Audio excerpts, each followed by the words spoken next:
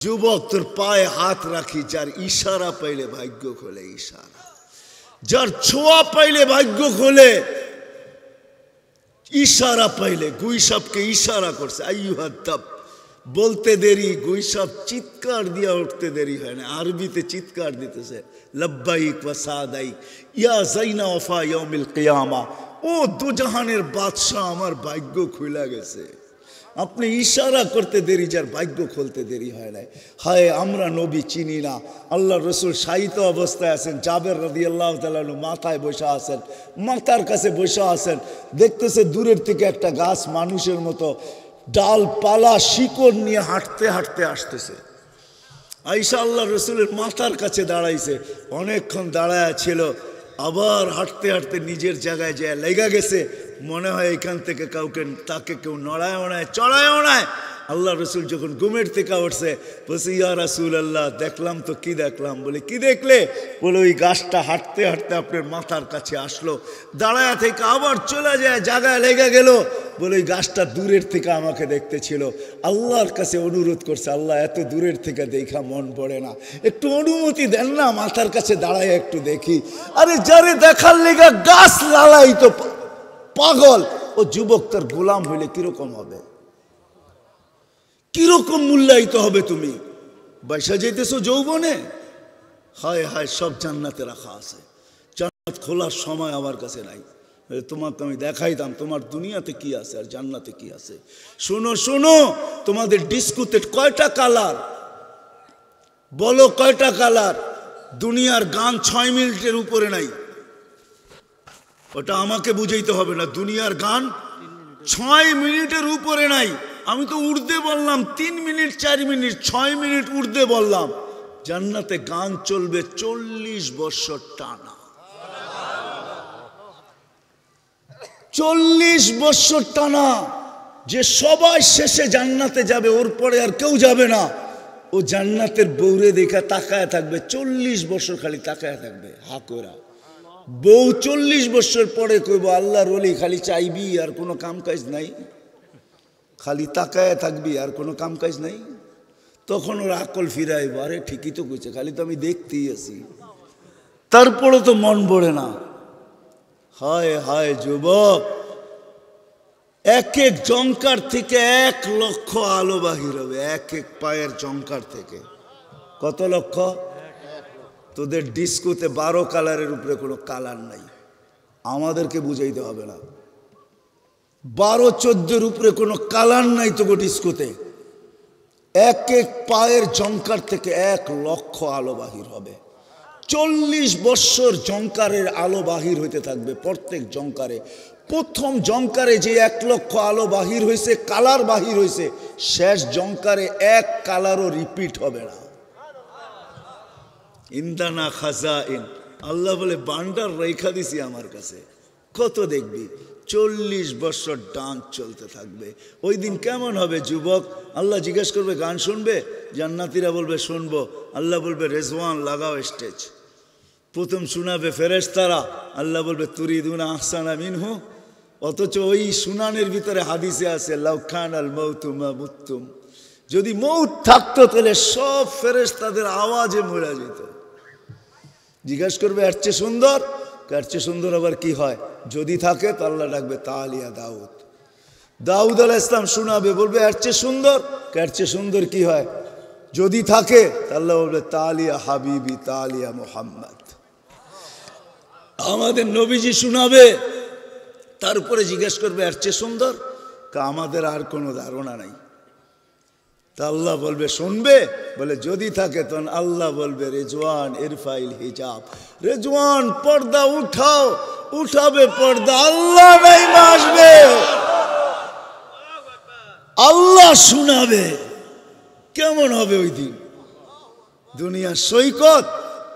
রাখো রাখো, তোমাদের এইখানেও কোনো যুবক হইতে পারে কক্সবাজার যে জুতা দেখাইছে, জুতা চিনো? জুতা বার্মির জুতা না, বারবার তাকাইছে তো পায়েরতে জুতা খুলে দেখায় দিছে। আরেকবার তাকাবি সোজা কলাতিয়া পাঠায় দেব, সোজা রুদপুর পাঠায় দেব।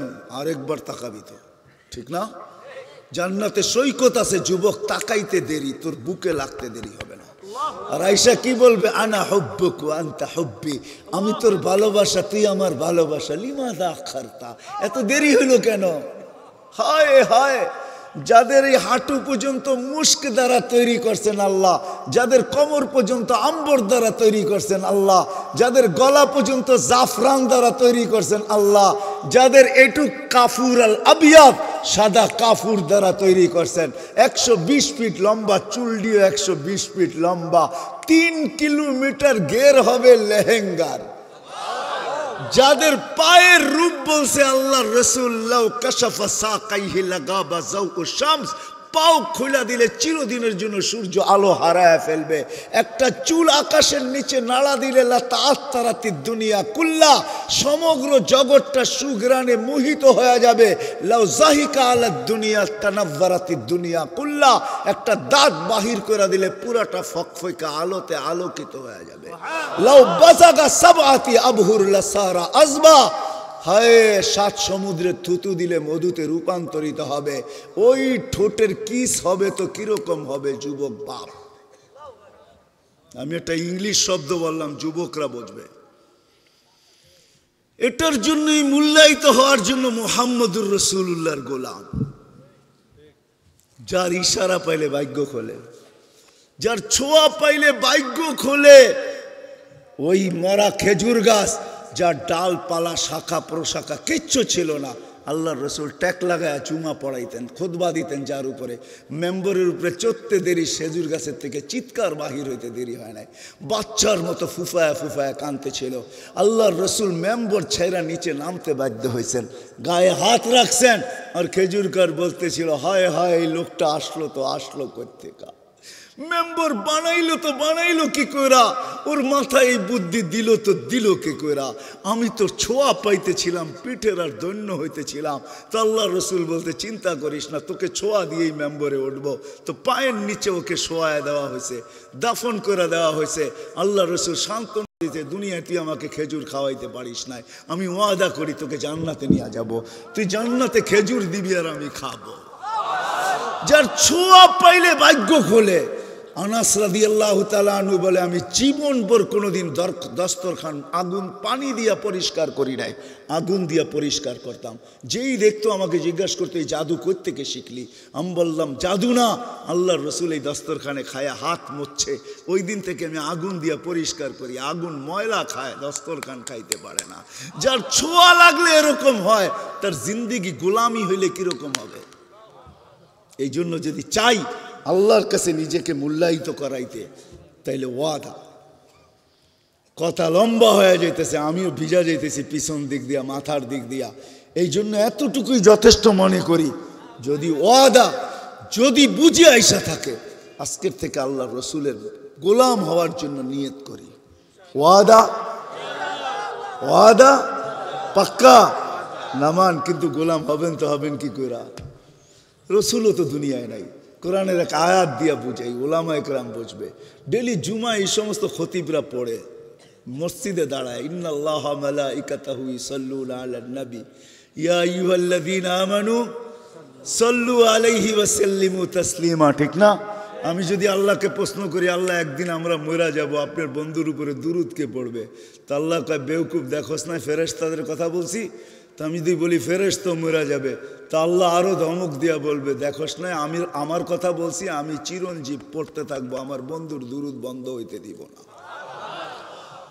আমরা যদি প্রশ্ন করি আল্লাহর কাছে মূল্যায়িত হব কি করে? আল্লাহ ধরা ছোঁয়ার বাইরে। তো বললাম রসুলের গোলাম হইতে। এখন আপনারা যদি প্রশ্ন করেন, রসুলও তো দুনিয়াতে নাই, তাহলে হব কি কইরা? এই জন্য আল্লাহ হক্কানি আলেমদের সিলসিলা, আল্লাহওয়ালাদের সিলসিলা কিয়ামতের সকাল পর্যন্ত জারি রাখবেন। ওয়া আওরাসনাল কিতাবাল্লাযী নাসতাফাইনা মিন ইবাদিনা ওয়াল উলামা ওয়ারাসাতুল আম্বিয়া। নবী রসুলদের পর, নবী সাহাবীদের পরে ওলামাদেরকে আল্লাহ কিয়ামত পর্যন্ত রাখবে, কিয়ামতের সকাল পর্যন্ত থাকবে। আর বাংলাদেশ দুনিয়ার ওই জমিন যার কোনো দ্বিতীয় নাই। মক্কা মদিনা বাইতুল মুকাদ্দাস ভিন্ন কথা, এটা নিয়ে তুলনা হয় না। এছাড়া দুনিয়ার যত জমিন আছে, বাংলাদেশের জমিনের মতো জমিন নাই, মানুষের মতো মানুষ নাই, এরকম সুযোগ দুনিয়ার কোথাও নাই। কেন আমি দুনিয়ার দেশ ঘুরা বলতেছি, কুয়াশা আপনাদের উপরও পড়তেছে, আমার উপরও পড়তেছে, কিন্তু চাতকের মতো কথা শুনতেছেন। এরকম রাত্র 11:15 বাজতে চলছে, দুনিয়ার কোনো দেশ নাই এশারের পরে 1 ঘন্টা বসাবেন।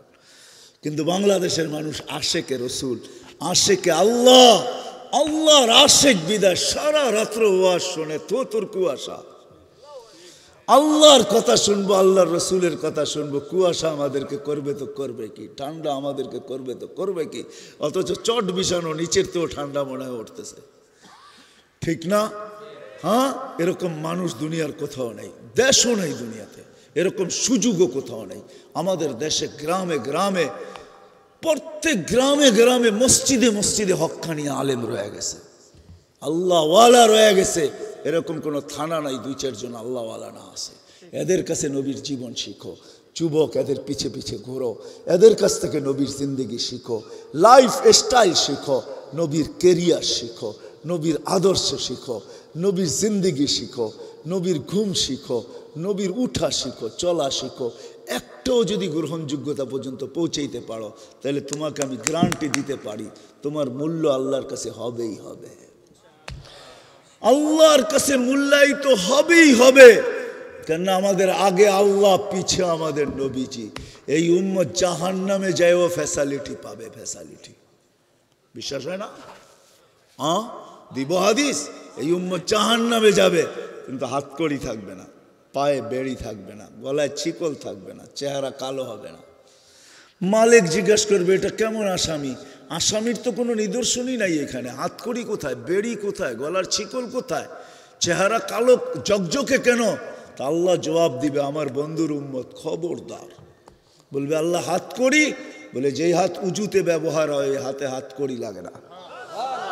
পায়ের বেড়ি কয় যেই পাও মসজিদের দিকে চলে আসছে কখনো হাইটা আমাকে, আমার সাথে সাক্ষাৎ করার জন্য, ওই পায়ে বেড়ি লাগে না। কয় ছিকল আর চেহারা, কয় যেই কপাল আমার কুদরতি পায়ে লাগছে ওটা কোনোদিন কালো হয় না, ওই গলায় কোনোদিন বেড়ি লাগে না, ছিকল লাগে না। তা আল্লাহ বলবে 3 জায়গায় আগুন লাগাবে না, খবরদার, চেহারা, পাও আর হাত, বাকি শরীরে লাগায় দাও।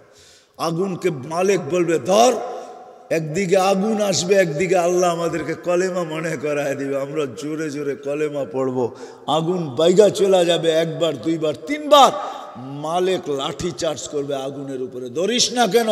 তা আগুন বলবে লাইসালি সুলতানুন আলা মান ক্বালা লা ইলাহা ইল্লাল্লাহ মুহাম্মাদুর রাসূলুল্লাহ। এই কলেমা যে পড়ে ওরে ধরার ক্ষমতা আমার নাই, তুমি ধরো, আমি পারবো না। হায় হায়, ফ্যাসিলিটি কবরও আছে, দুজকও আছে এই উম্মতের জন্য, মুহাম্মাদুর রাসূলুল্লাহ সুবাদে।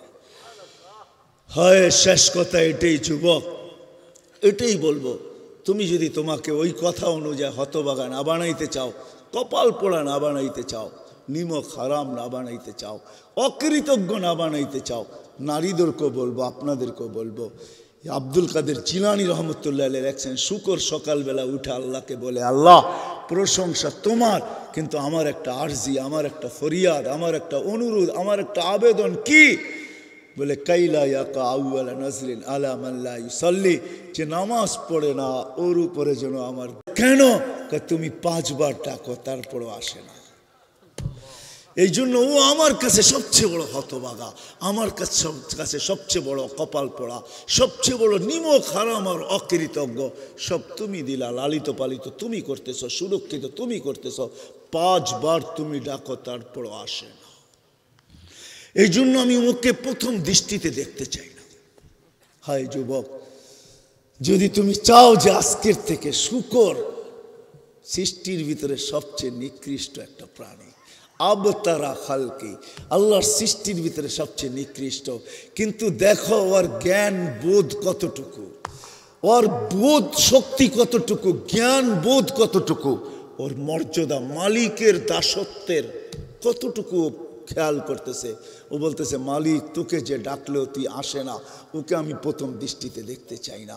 বিধায় তোমাদের পায়ে হাত রেখা বলি, আজকের থেকে ওয়াদা করো যে নামাজের সাথে কোনোদিন আপোষ করব না। ওয়াদা পড়বে তো নামাজ? পাক্কা, বিলকুল পাক্কা। আল্লাহ আমাদের সবাইকে আমল করার তৌফিক দান করেন। ওয়া মা আলাইনা ইল্লাল বালা। শোনার পর্ব ছিল শেষ, এখন চাওয়ার পর্ব চলতেছে। দুনিয়ার কারো কাছে না মালিক, আপনার মতো সত্তার কাছে। ওই সময় যে সময় আপনি প্রথম আকাশে, রাত্রের 3/1 ভাগ অতিবাহিত হয়ে গেছে। ও মালিক, ওই জায়গায় বসা যেটা ফেরেশতা দ্বারা বেষ্টিত, যেটা রহমত দ্বারা ঢাকা, যেটার উপরে শান্তি নাজেল হয়, যাদের আলোচনা তোমার কাছে হইতে থাকে, আয় আল্লাহ, ওই মজলিসে বৈশা, যেই মজলিসের শেষে নাকি ঘোষণা হয় ইরজিউ মাগফুরান লাক কদ বুদ্দিলা সাইয়্যাতিকুম হাসানা। ওই মজলিস যাদের সাথে যে কানেক্টেড হয়, হুম জালিসুন লা ইয়াশকা জুলাসাউহুম, ওনাদেরকে নিয়া এইখানে আলেমের চেহারাও দেখতেছি আল্লাহ, এখানে তোলাবাদের চেহারাও দেখতেছি, এখানে সাদা দাড়িওয়ালাদের চেহারাও দেখতেছি। ওই যুবকও দেখা যাইতেছে অনেক, যারা নিজেদেরকে তোমার ভয়ে লজ্জাপতির মতো গুটায় আনিছে। বাচ্চারাও আছে, ঘরের অন্তরালে হয়তো মা বোনরাও আছে, দূর দূর অনেক লোক হাত উঠায় বসা আছে। কার কি কোয়ালিটি আমার জানা নাই, হতে পারে এরকম বন্ধাও এখানে আছে, এরকমও হইতে পারে মালিক ইনসানের সাথে সাথে এখানে জিন্নাতও হইতে পারে, যে এরাও আছে। সম্মিলিত সবাইকে নিয়ে হাত তুলছি। আজকে যদি এখান থেকে ফেরত যাই, মনে হয় আর পাওয়ার কোনো সুযোগ কোথাও পাওয়া যাবে না। এরকম পরিবেশ পাবো তো পাবো কোথায়, এরকম মুহূর্ত পাবো তো পাবো কোথায়, এরকম জায়গা পাবো তো পাবো কোথায়। বিদায় মালিক, আজকে খালি হাতে ফেরত যাইতে চাই না, আজকে তো কিছু নিয়েই যাইতে চাই, আজকে খালি যাইতে চাই না। কুয়াশা উপর থেকে পড়তেছে, তারপরও চাতকের মতো তাকায় তোমার কথা শুনতেছে। এরকম পরিস্থিতি দুনিয়ার কোথাও তো নাই মালিক, কোন দেশের মানুষও তো এমন না। আজকে এদেরকে খালি ফেরত দিবে তো দিবে কি করে আল্লাহ, খালি ফেরত চাইতে চাই না। বিশ্বাস করি আজকে গুনাহ মাফ হয়ে যাবে, আর গুনাহ থাকবে না, কেননা হাদিসের ঘোষণাই সত্য। কিন্তু এতটুক তো ফরিয়াদ নিঃসন্দেহে করব, মউত পর্যন্ত যেন কোনো গুনার দাগ না থাকে, কোনো গুনার দাগ না আসে। আল্লাহ আল্লাহ, আমরা মূল্যায়িত হয়ে যেতে চাই, তোমার বন্ধুর গোলাম আমাদেরকে বানায় দাও মালিক। লক্ষ কোটি জিনিস তুমি আমাদেরকে চাওয়া ছাড়া দিছ, 13 কোটি ক্যামেরা চোখে চাওয়া ছাড়া দিছ। যে 13 কোটি করে 26 কোটি চাওয়া ছাড়া দিতে পারে, সে 2-4টা চাইলে কখনো খালি ফেরত দিতে পারে না। ও মালিক, যেই মালিকের মায়েদের মমতার চেয়েও 70 গুণ প্রত্যেক বন্দাকে ভালোবাসে, সে হাত খালি হাত ফিরাবে তো ফিরাবে কি কইরা? যে রাত্রে উঠে আসামিদেরকে মাফ করার জন্য ডাকতে থাকে আর বলতে থাকে ওয়ালাউ বালাগাত যুনুবুকা ইনা সামা ওমা আশরাকতা বি ফাস্তাগফারতানি ফাগফারতু লাকা ওয়ালা উবালি। ওই আল্লাহর কাছে মাফ চাইলে খালি ফেরত দিতে পারে না, এটা আমাদের বিশ্বাস। আল্লাহ আজকে খালি ফেরত দিয়েন না, এই মজমাকে কবুল করেন, আয়োজকদেরকে কবুল করেন, আয়োজনকারীদেরকে কবুল করেন, সাহায্যকারীদেরকে কবুল করেন, সহযোগিতাকারীদেরকে কবুল করেন, শ্রোতাদেরকে কবুল করেন, বক্তাদেরকে কবুল করেন। আয় আল্লাহ, যারা দেশে আছে তাদেরকে কবুল করেন, যারা প্রবাসে আছে তাদেরকে কবুল করেন। যে যেইখানে থাইকা এই মাহফিলের সাথে সংযুক্ত, আয় আল্লাহ এদের সবাইকে আপনি কবুল করেন, সবাইকে আপনি কবুল করেন, সবাইকে আপনি কবুল করেন। যত পেরেশানি আছে দূর করে দেন, প্রয়োজন আছে মেটায়া দেন, অসুস্থ আছে সুস্থতা দেন, সুস্থ আছে সর্ব ধরনের রোগ ব্যাধির থেকে সুরক্ষিত করেন, জটিল রোগ থেকে হেফাজত করেন, ব্যয়বহুল রোগ থেকে হেফাজত করেন।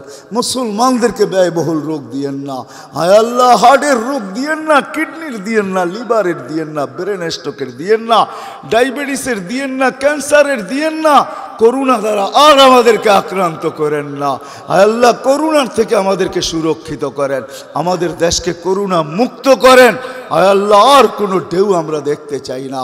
হায় আল্লাহ, আমাদের দেশকে করুণা মুক্ত করেন, আমাদের দেশকে করুণা মুক্ত করেন। হায় আল্লাহ, অনেকে দোয়ার দরখাস্ত করছে, অনেকে করতে চাইছে পারে না, হক রাখে সবার জায়েজ তামান্না পুরা করা দেন। সন্তান যদি না থাইকা থাকে তো সন্তান দিয়ে কোল ভরা দেন। মেয়ে নিয়ে পেরেশান তো সঠিক পাত্রের বন্দোবস্ত করে দেন। সন্তান নিয়ে পেরেশান মা বাবার বাধ্য করে দেন। রুজি নিয়ে পেরেশান হালাল রুজির ব্যবস্থা করে